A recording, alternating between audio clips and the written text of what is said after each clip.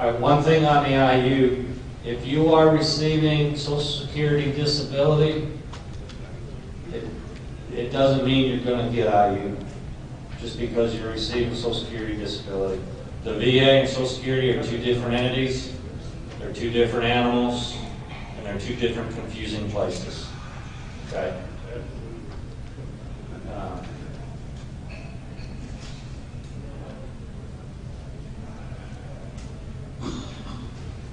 All right, special monthly compensation, special monthly pension.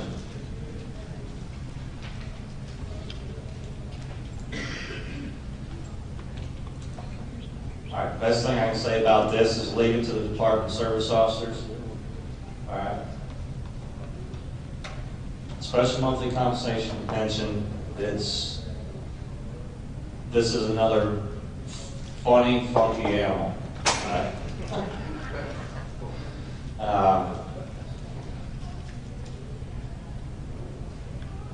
To do the computation for this and to let you know exactly what you might possibly, maybe, hopefully receive, takes a lot of time for us to figure out, especially to see if you may even qualify for one, because there's a lot of different SMCs. There's, what is it, L, M, N, O, K, P, Q, Z. It basically goes through the entire alphabet. So if you think you might qualify for a special monthly compensation because your neighbor has it, it's best if you call us. A&A, aid in attendance, absolutely fine. And permanently bedridden.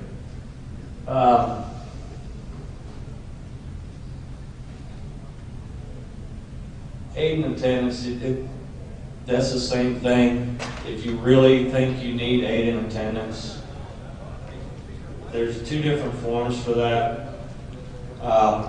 One is nursing home aid in attendance, and the other one is housebound aid in attendance. If you have a veteran that feels that they need aid in attendance, just let us know and we'll assist with the forms for that. The nursing home aid in attendance is filled out by the nursing home, and the regular aid in attendance is filled out by their physician. It's not filled out by us. Okay? The physician has to fill it out, and the nursing home has to fill it out. Okay? And if the veteran's there when they fill it out, try to get the doctor or the nursing home to fill it out legibly. They fill them out like they're a regular doctor. It's kind of hard to read.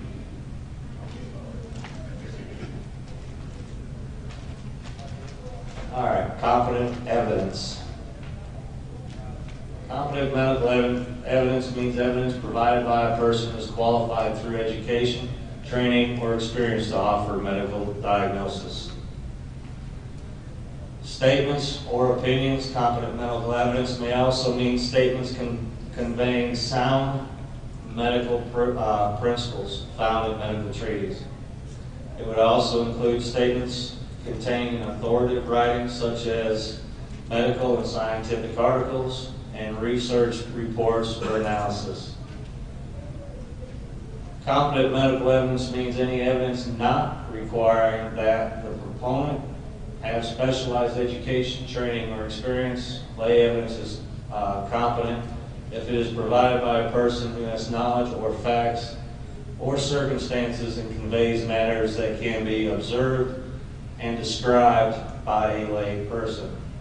All right. The first statement, competent medical evidence.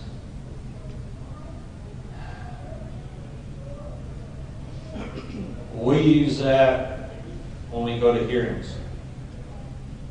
When we Google whatever issue it is. What is the main one I use? PTSD and sleep apnea. Mayo Clinic is a very good one when you Google something. It's very good. I have a 3-ring binder that every time I Google something that I find that may be good evidence for a hearing or even just for the veteran to submit as medical evidence for his claim, that I go flipping through and I will copy it and submit it with their claim. Where they sit there and say, well, I don't sleep very well anymore, it's my PTSD causing it. Well, now they have sleep apnea. Sleep apnea is secondary to PTSD. There's another one with diabetes and renal failure. Diabetes and renal failure.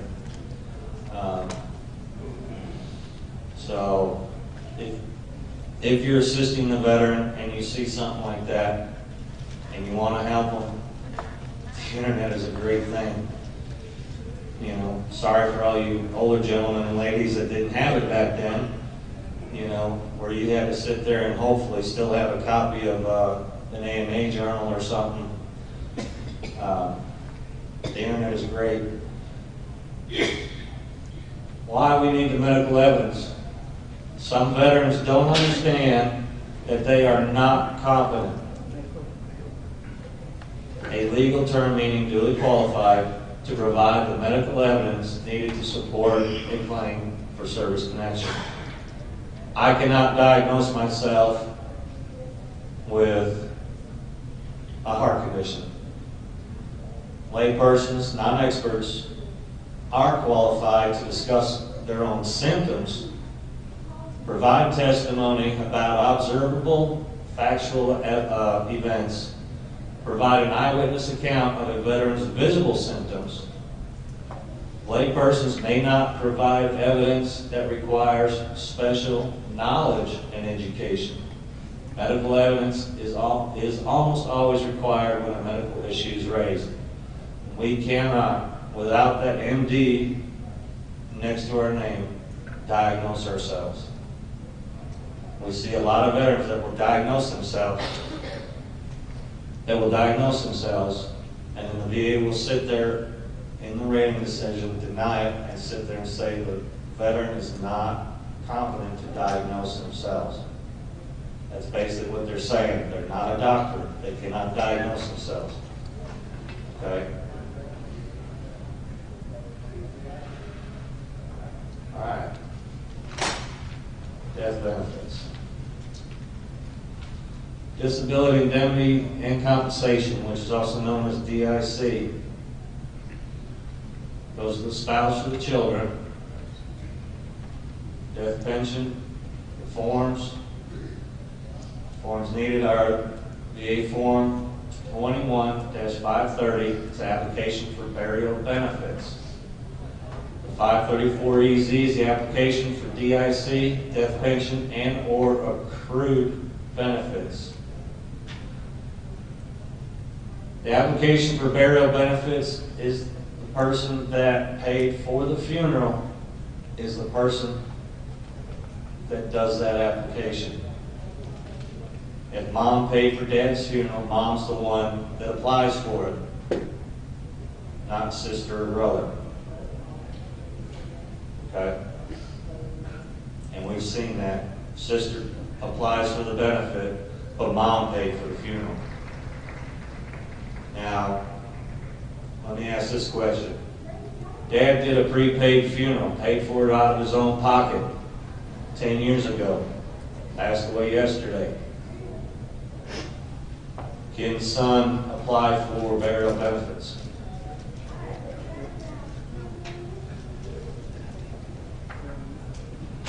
That's a tricky one.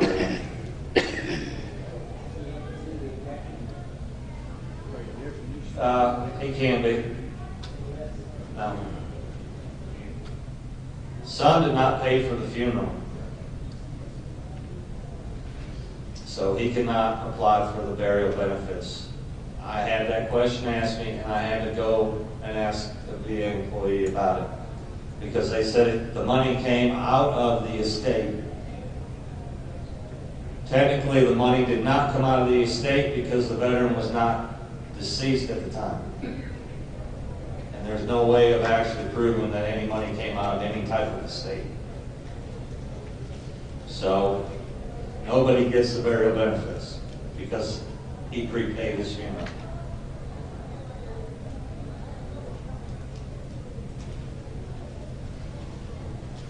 You know, and I have to tell him sorry, but that's just the way the VA goes. All right, payable for service connected to death. Even though a veteran died of non-service connected causes, VA will pay death benefits to the surviving spouse or children in the same manner if the veteran's death was service connected. If the veteran's death was not the result of his or her own willful misconduct, and the service-connected death or service-connected disability that was rated by VA as totally disabling for a continuous period of at least 10 years immediately preceding death. Rated by the VA as totally disabling continuously since the veteran's release from active duty for at least 5 years immediately preceding death. Rated by the VA as totally disabling for a continuous period of not less than 1 year immediately preceding death for a former POW who died after September 30th, 1999.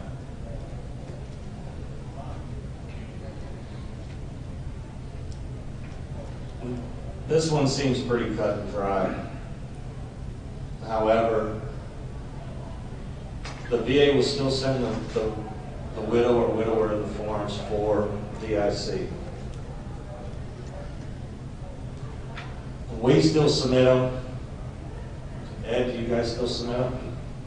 If they don't meet the 10-year requirement? So, say that again? VA make that decision? Yes. We let the VA make that decision. So, so if you have a widow come in your office, she has the forms, let the VA help her fill out the paperwork, submit them to us. We'll let the VA do the deciding on it. Don't turn them away. Don't tell them no. We'll just submit them because they're already in that bad spot. Let's just submit them. All right, dependency. Dependency right now is kind of a sore subject for a lot of people. I don't know how far back Houston is, but Waco is still working on 2013 and 2014 dependency claims that were submitted manually. So the ones that get submitted electronically are done within a week or so, as long as the forms are filled out properly. A spouse is considered a spouse if they're traditionally married. Traditional marriages are usually those that are done ceremonially by a priest, pastor, or some type of clergy person, or those who are ordained. Tribal marriage, common law marriage. Now, common law marriage, they have to set themselves up as husband and wife. Okay? They have to bring a letter into the VA stating that they are husband and wife. Y'all understand that? A friend of mine had to also get a statement from his neighbors stating that it doesn't have to be just your neighbors. It could be friends, relatives, stating that you hold yourself to be married or hold yourself to be husband and wife.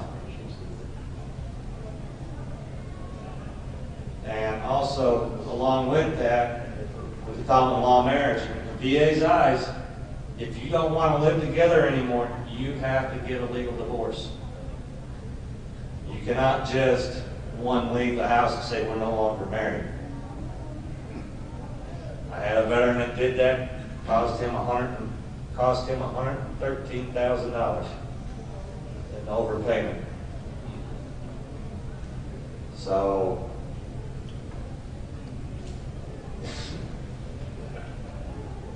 on this one, make sure you let the VA know if something happens with your marital status. Please. The VA will not look at it right away, and it will get you an overpayment. A child is considered a biological or natural child, a stepchild, or an adopted child. One that is under the age of 18, still living at home. A school-age child up to the age of 23. And it can get extended to 26. But you have to do the paperwork. A helpless child is a child that is deemed helpless before the age of 18. All right? And it has to be done by a doctor. You can't just say my child is helpless because you feel they're an idiot. Okay? If that's the case, my son's a helpless child. Okay? Your parents can be considered your dependents. But there's got to be a medical reason why. The VA has to approve it.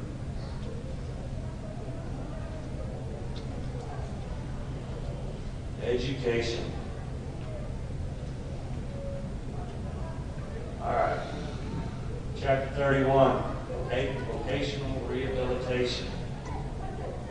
You should have a 20% or more service-connected disability. In some cases, it could be lower. It could be 10%. You have 10 years to use it, and you have 48 months worth of entitlements. Chapter 35, which is Dependents Educational Assistance. 100% service-connected permanent total is where you're at. Or if you have IU, which puts you at 100%. Children must use it by the age of 25. However, your spouse has no age limit and no time to use it. All right? And that's also 48 months worth of entitlement.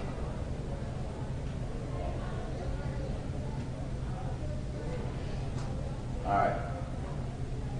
Notice the disagreements. These are fun. I enjoy these sometimes. After a claimant receives an adverse regional office decision denying a claim in whole or in part, the initial step in the appeals process is to file a notice of disagreement or nod. For any appeal, filing a nod is mandatory and cannot be circumvented. Current VA regulations define a notice of disagreement as a written communication from a claimant or his or her representative expressing dissatisfaction or disagreement with an adjudicative determination by the agency of original jurisdiction, that means the RO, and a desire to contest the results. Nod must be in terms which can be reasonably construed as expressing disagreement with that determination and a desire for appellate review. A nod must be filed on a VA Form 21-0958.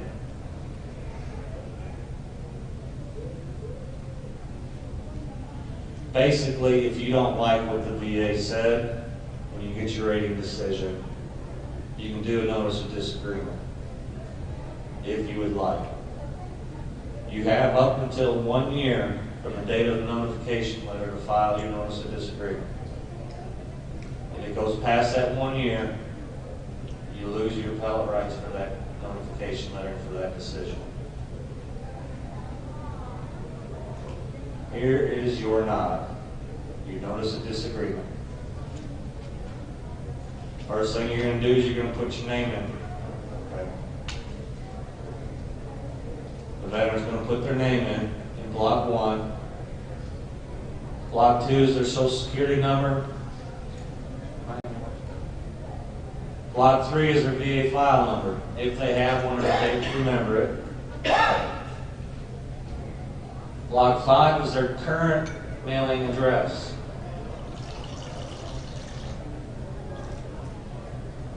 Block 6 is their phone number, and 7 is their preferred email address. Block 8 is whether you want the VA to contact you or not. Now we ask them to check no. Do you guys do that in Houston? The reason being is there's sometimes the VA will call the veteran and try to talk them out of doing their notice of disagreement. Or they'll try to get them to do a lower rating. So we ask them to do no. We are your representative. We want them to talk to us. Block 9 is the way you want to do your appeal. Do you want to do decision review officer, or do you want to do the traditional appeals process? In Waco, the decision review officer is between 2 and 2.5 years before you hear anything. The traditional process is 3 to 3.5 years before you hear anything. That's anything. Once we file the nod, you'll get a letter saying they received it, and then for 2 to 2.5 years, you won't hear anything from the VA. Not a word. What is it in Houston?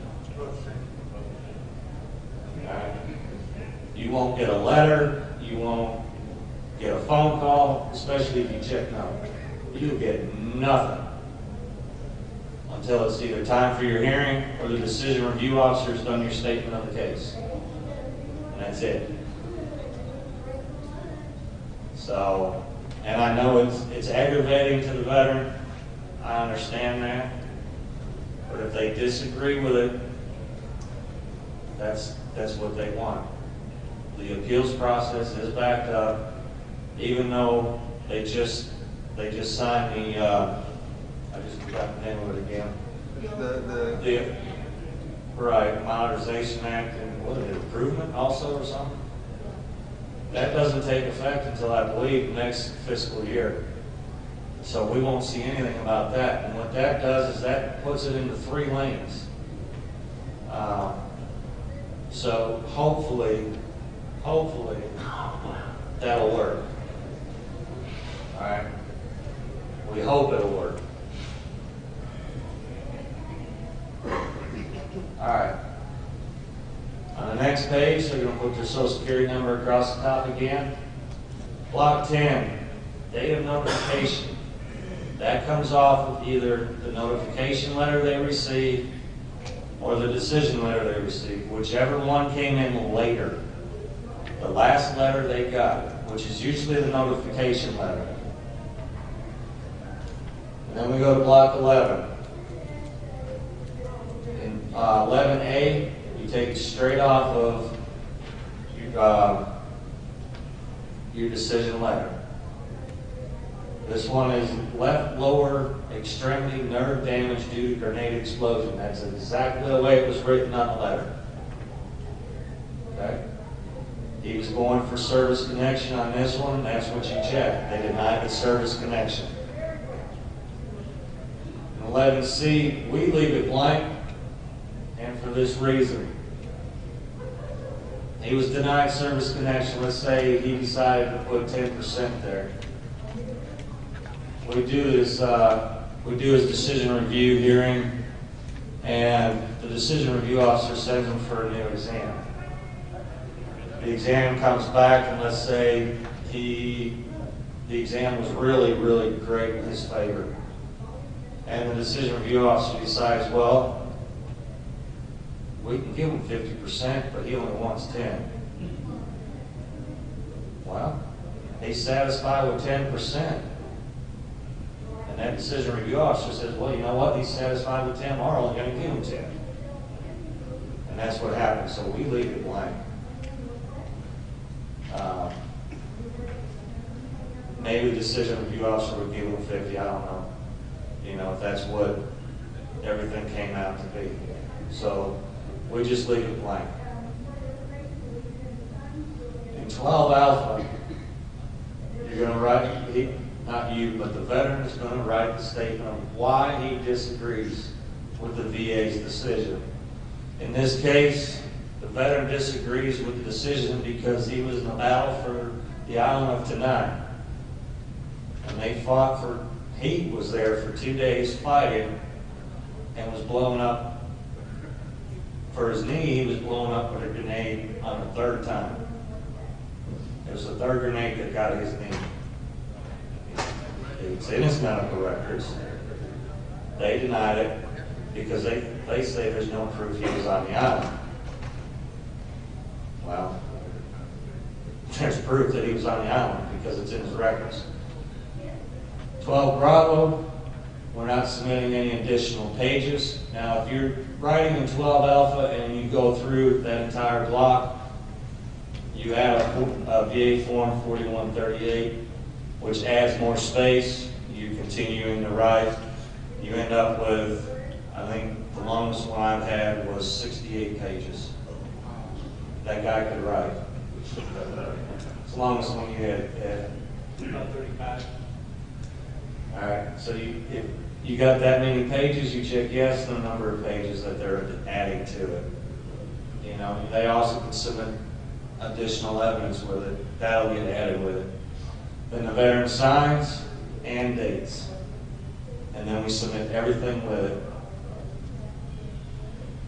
All right. Now we're on to the duties of the service officer. All right. District and post service officers. You help complete the applications and forms.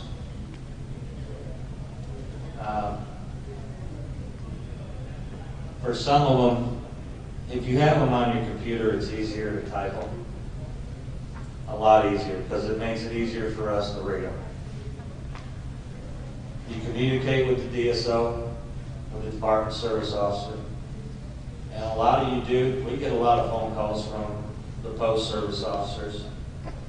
And I'm sure Ed and Mike do too, which is great.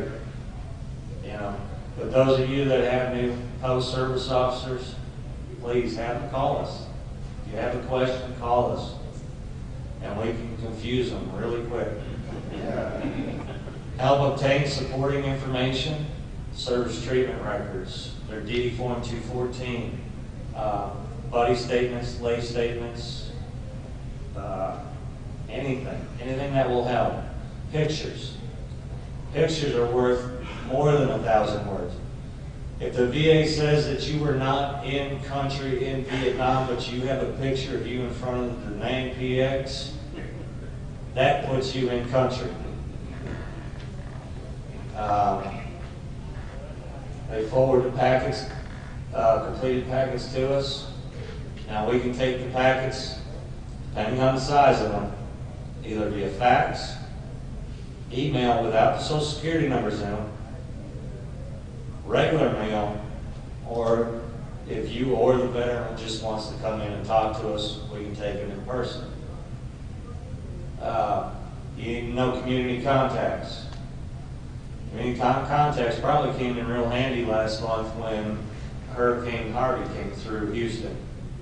You know, every community in the state was probably going to everybody they knew to help get stuff for Houston. Well, this also helps when you're dealing with homeless veteran. A woman veteran that just came into the area wants to know where anything is, where the best female doctors are, stuff like that. So you need to know where in your community those are. What other contacts are good? Yeah, your county service officer. Department service officer advises and advocates for the applicant. We do quite a few hearings where we fight with the VA for the veteran. The veteran comes in and talks to us. we advise them on whether their issues are good or not. Like if that man comes in and says he had a hysterectomy, we're going to tell him we're not putting it on that form. Unless he keeps arguing with us and tells us it needs to go on, and then we'll put it on there for him. But we'll tell him that's not right. Educate applicants, veterans, and dependents. We will try to make sure we let them know and tell them exactly what and how your claim is going to go. Review the applications and documents. If we don't review them and just send them up, that man with the hysterectomy would have just went up and we would have looked like Boo-Boo the Fool. You know? So we try not to let the veteran, ourselves, or the Legion look bad. Okay?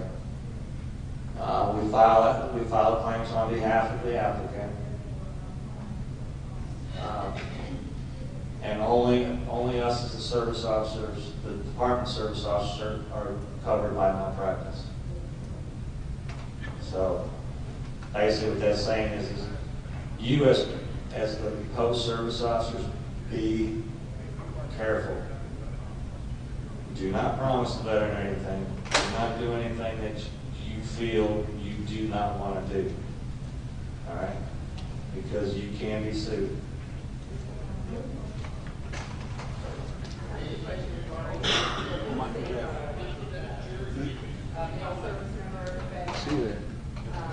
Stated that he had a hysterectomy.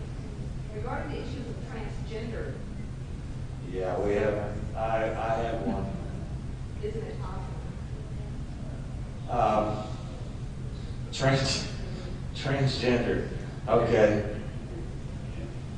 I've only had to deal with one so far, luckily, but we're going to start dealing with them more and more. If the veteran was a male and is now a female, he can't claim a hysterectomy.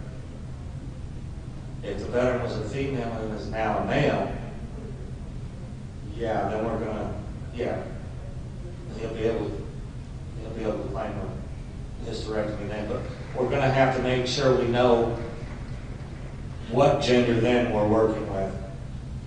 So when you start dealing with transgender or gender confused, we need to be very sympathetic, or I'm not really sure which word I'm looking for.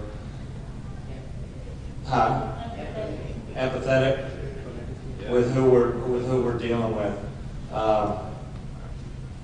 The one I dealt with was very far off its rocker. So luckily that one was not a veteran. So transgender veterans, we're going to have to know who we're dealing with and be very empathetic or sympathetic with them. So that way we know which way to go and which issues to claim. We have not been told yet, I don't know if you guys have, when we do their claims, how we're going to determine their gender on the forms. Because if they come in as a male and they were a female, we don't know how to do that unless we put a note in there with it stating that this is a transgender and this is what their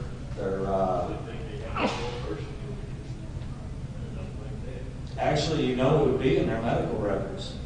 It would be in their medical records, their STRs. If they were a female, now they're claiming to be a male. So that is it. Thank you for that one. All right. This I'm just going to go over really quickly. This is just for your information. This is nothing that we really want a whole lot of questions on. This is the VA map on what your body, how they determine your percentage.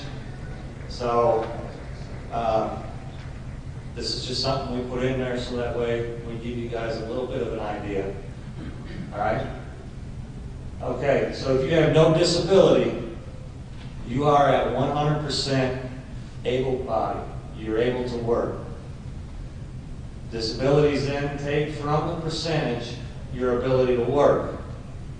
Okay? So basically, right now I'm standing here, I'm 100% able to work. All right? So I have a 60% and 20.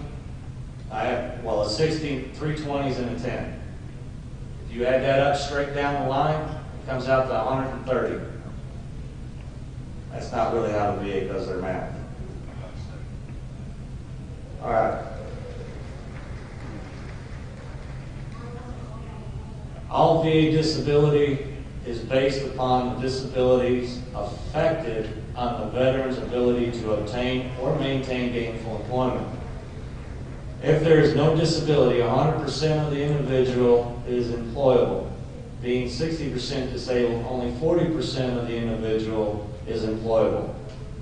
100% minus 60 is 40. When there are multiple disabilities, the combined rating is derived by computing percentage. Let me go over on this side. We put this so small, excuse me. All right. It's derived by computing the percentage of unemployability from the percentage of remaining employability. Take a veteran with multiple disabilities, rated at the following percentages. He has 60, 3 20s, and a 10. Start with the highest percentage, working to the lowest percentage. So as you can see by the graph, he's 60% disabled with 40% workability. All right, 60% disabling from the previous chart has been computed. The veteran after the first computation is 60% disabled, but 40% employable. The next highest disability is 20%. 20% from 40 is 8%. All right. This is VA math for you. All right. Add this to the prior disability percentage to get the cumulative disability rating. 60% plus 8% is 68%. Next, recompute the employable and unemployable percentages as they relate to the person with no disability. 100% minus 68 is 32%. So now you're only 32% employable or workable. The next disability in the sequence of disabilities is 20%. Therefore, 20% of the 32% employability from the prior computation is 6.4%. Add the rounded percentage to the previous. Over here. All right, rounded percentage to the nearest whole number. Thus, 6.4 is rounded to 6. Add the rounded percentage to the previous unemployable total, which computes 68% plus 6% is 74%. The combined disability increased to 74%, and the veteran's remaining employability percentage decreases to 26%. The next disability is 20%. When computed with the employable percentage, the previous computation, you derive 5.2%, which is rounded up to 5%. All right, so we take that. Is now your employability percentage is now decreased to 21. And the combined disability is increased to 79%. Final disability in the combined disability is 10%, minus the 10 from the 21. From the 21, it's 2.1%. The total of the disabilities is 130%, but this shows they are not simply added. The calculation formula used by the VA computes an 81% disabling instead. The 2.1 is rounded up to 2, or rounded down to 2. which is added to the combined unemployability, resulting in an increase of 81%. The remaining employability is decreased to 19%. The veteran's combined disability is computed to 80%. Combined ratings are always, by statute, rounded up or down to the nearest multiple of 10. Therefore, this rating is rounded down to 80%. If the computation had resulted in 85%, it would have been rounded up to 90%. That's your VA math.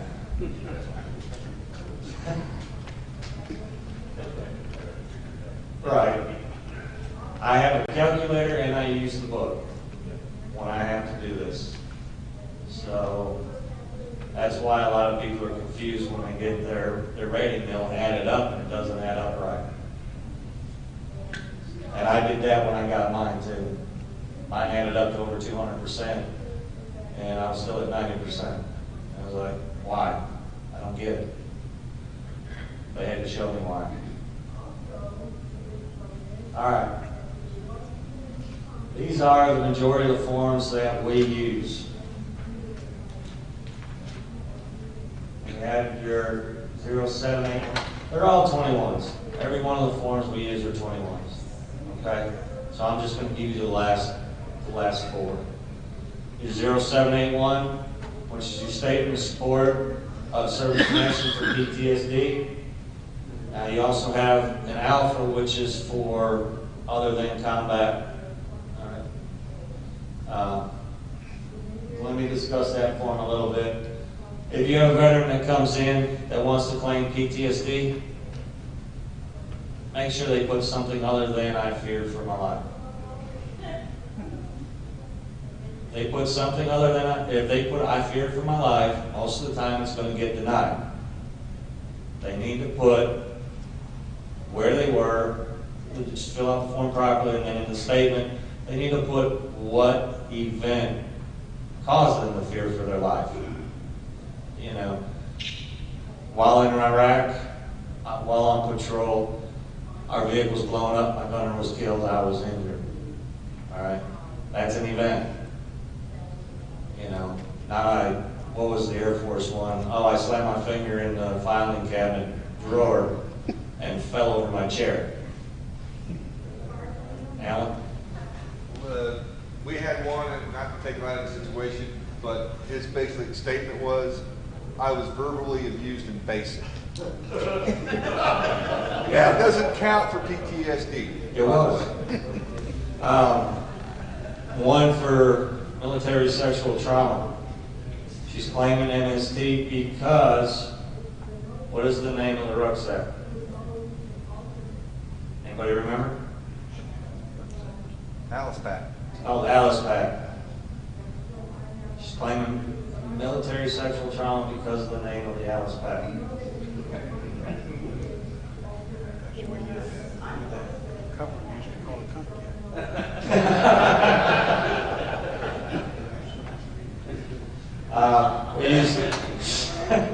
We use the 2122, which is for representation. The 526EZ, that's the form that all your issues are going to go on. The 527, income, net worth, and employment statement. The 530, application for burial benefits. 534EZ for DIC. 686 Charlie, declaration of status for dependents. Now with this one, if you or your spouse have been divorced, when you submit the form, submit it with your divorce decrees and your marriage license. If you don't submit it with your divorce decrees and your marriage license, even though we do it electronically, it's going to take forever. Okay? So when you have a veteran come in, they're doing their claim, you fill out the 686 Charlie and says, "Oh, by the way, I've been divorced, my wife has been divorced, so this is our second or fifth or whatever marriage." They need to have a copy of all the divorce decrees. Okay? it makes it go by so much quicker. If they have children that live at home, copy of their birth certificates. 4138, statement in support of the claim. We use that for a lot of things. Change of address. The notice of disagreement statements going longer. A lot of things. 4142 and 4142 alpha. I don't know why they made it two different forms, but this authorizes the VA to request private medical records from your private doctor.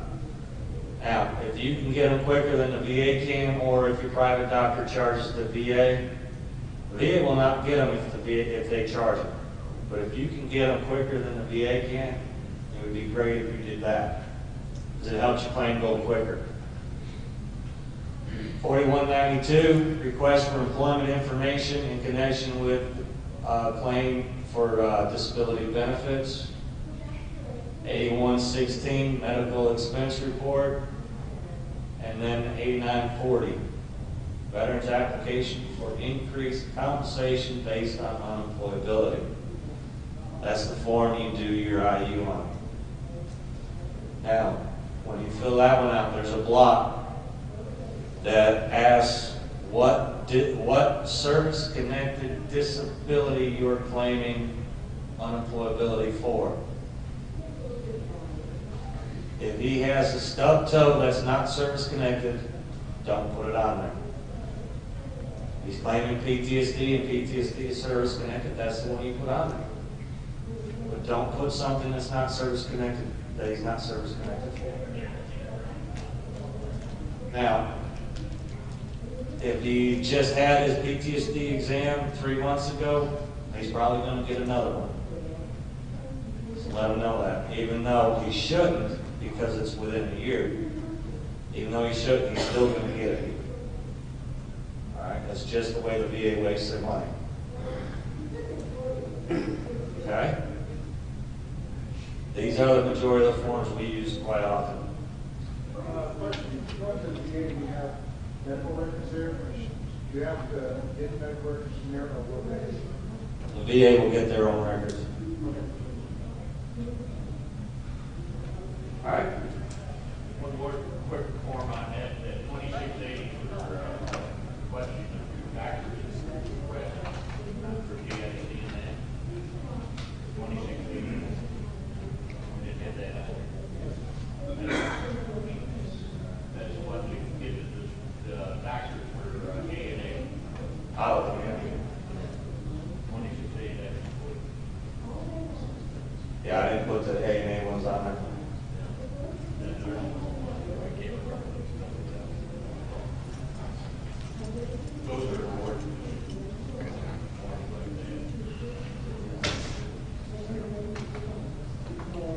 All right, it is 11:04 now.